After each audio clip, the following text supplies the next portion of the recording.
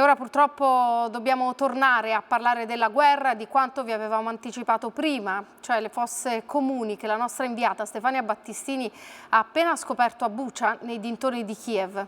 Vediamo. Non siamo in grado di collegarci in diretta, ma vi mandiamo questo video. Purtroppo è stata trovata una fossa comune in questa foresta che vedete. Cerchiamo di non mostrarvi le immagini più cruente, siamo molto lontani. Qui è stato ucciso il sindaco, la sindaca di questo villaggio, insieme al marito e a suo figlio.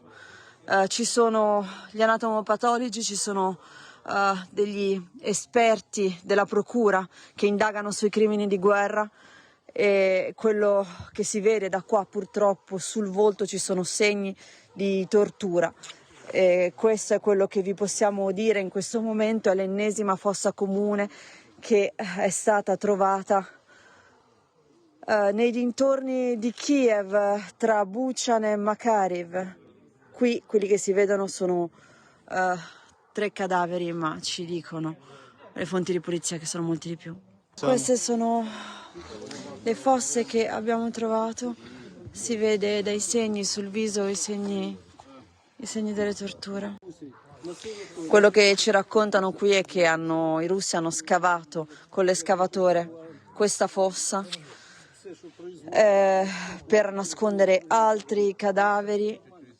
Vedete, sono tutti vestiti in abiti civili e hanno cercato di coprire questa fossa. Qui intorno ci sono granate e mine ovunque.